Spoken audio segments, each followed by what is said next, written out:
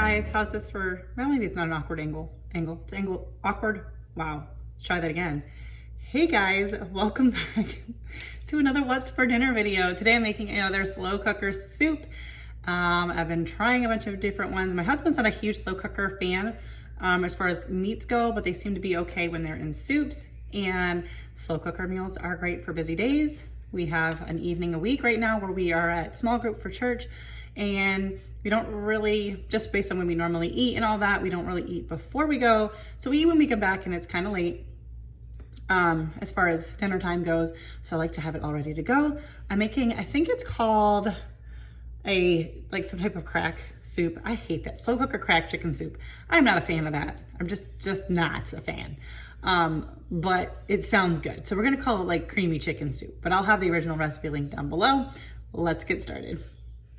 So first you need 2 pounds of chicken breast. I'm using chicken tenderloins because I just bought a whole bunch of them on sale, on clearance at Aldi, and I just froze up the rest of it. But I picked out what I thought was about 2 pounds, and we're going to season, well, the recipe calls for onion powder, garlic powder, dried dillweed, dried chives, which I do not have, salt, and then of course pepper, which I choose not to use.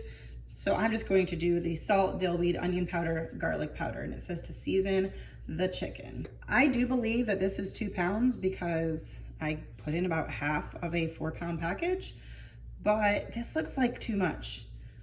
It's gonna be a very, very chickeny soup, but that's okay. I didn't even look at what the amounts were supposed to be, so I just realized that.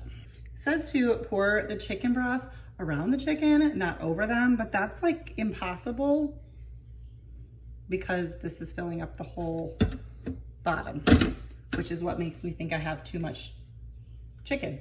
Calls for 6 to 8 cups of chicken broth, which kind of seems like a lot. I'm at least gonna try to pour it around the sides, but like, I don't know. Anyways, 1 carton is 4 cups. You're putting in so much liquid, like it's obviously gonna cover the chicken. I don't understand how you're supposed to not pour it on the chicken. I find that to be a very odd instruction. I was also supposed to cook up some bacon, which I did, and I kind of forgot about it. So let me pull that out of the oven real quick.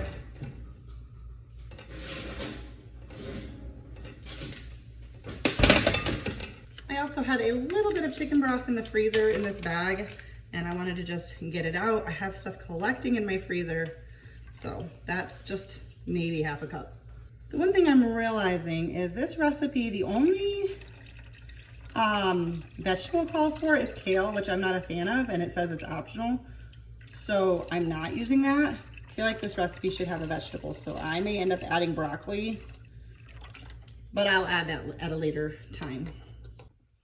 Now we're gonna add in 1 block of cream cheese that has been cubed, and I'm gonna try to do this without splashing all over the place. I cubed it up here. It's kind of coming off in 1 block, but it is cubed up. All right, guys, so hindsight's 2020. Kind of thinking I should have just put in ranch seasoning for the seasoning, because that has salt, onion powder, garlic powder, dill weed, along with a couple other things, and I think that would have been really good. But what's done is done. Okay, so now we're supposed to add in 4 pieces of bacon, like crumble them up, and the bacon grease. So a little extra bacon flavor. I'm not sure how I feel about this because there's like a lot of bacon grease, so I don't think I'm gonna put all of it because I don't know, it seems like a lot.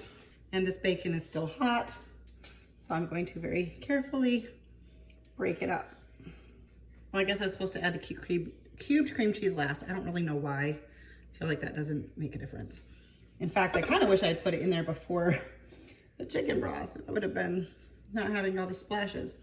Anyways, we are going to cook on low for 5 to 6 or high 3 to 4. I'm not sure what I'm gonna do for mine. I need to figure that out, do some math with the time it is. But then once that time is up, you're going to take out the chicken and shred it, and then add the chicken back in along with some cheese. And the recipe calls for some kale. I will probably put broccoli in at that point, but stay tuned. You'll find out. All right, so I'm gonna put this on low for now, but in like an hour or so, I'll probably bump it up to high. But if I do high, it's like if I do it low, it won't be quite long enough. Actually, that's not true. 5:36, 37. Yeah, so I'm gonna put this on low for like an hour, then bump it up to high. That'll work out for how long I need. And we're just gonna let that do its thing. All right, guys, it's been a while. As you can see, this is bubbling. It smells really good. I'm going to take out our chicken. Well, I'm gonna try to, so I can shred it. But it's falling apart already. Maybe I don't need to take it out. Maybe I can just shred it in here. It's like all I gotta do is grab it and squeeze it. Okay, so I'm just gonna grab it and squeeze it with tongs. I'm also mixing in the cream cheese. I'm also gonna just toss in some frozen broccoli. I don't think it's going to take long because this water is like literally boiling.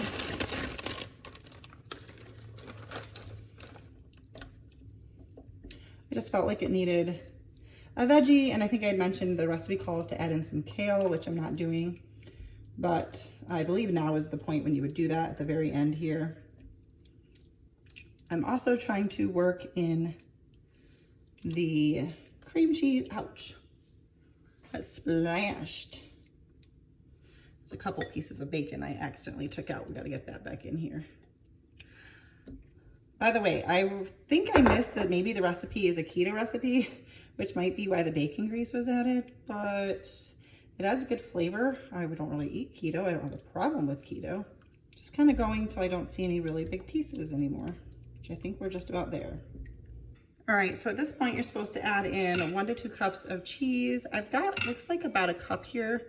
I might go ahead and shred up some more. Maybe I'll just shred up some more to put on top.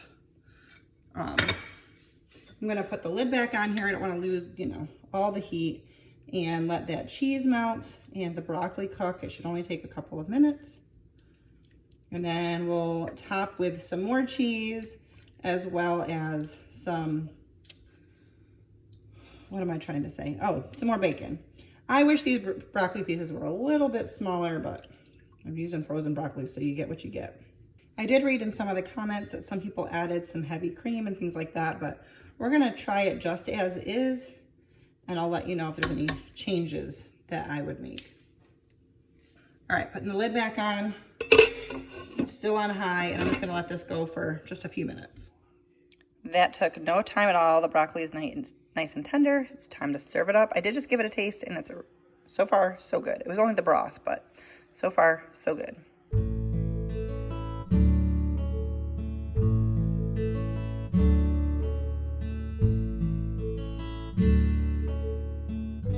All right, so we both really liked the soup. I had a couple of thoughts to tweak it, but Jesse said he really liked it as is. He thought the flavor was really good on it. Just that the broccoli would be better cut up in much smaller pieces, which I agree, but I was trying to just do it quickly, so I just dumped the bag in there. One thing I was thinking was to substitute all of the seasonings with ranch seasoning, because a lot of the flavoring is the same, but it would add in the buttermilk powder, at least because of the homemade ranch seasoning. That I don't know how it would work with like the store-bought stuff, but the stuff that I make is a buttermilk powder. So I thought that would maybe creamy it up. That's not proper. Also, you could add a little bit more cheese. That would make it a little bit like creamier, but really, really good. And Jesse said actually that he would just leave it as is because it was that good. But if you don't want it as brothy, those would be a couple of thoughts. But that's going to do it for today's video. If you liked it, don't forget to give it a thumbs up. And also, excuse me, also subscribe if you're new. Make sure to leave a comment down below, even if it's just an emoji. I'm trying to get you guys to do that. Help me test out. The theory is that the more interactions, it helps the algorithm. So help me out. Leave me an emoji in or comment or something down below. Thank you guys so much for watching, and I'll see you next time. Bye, guys.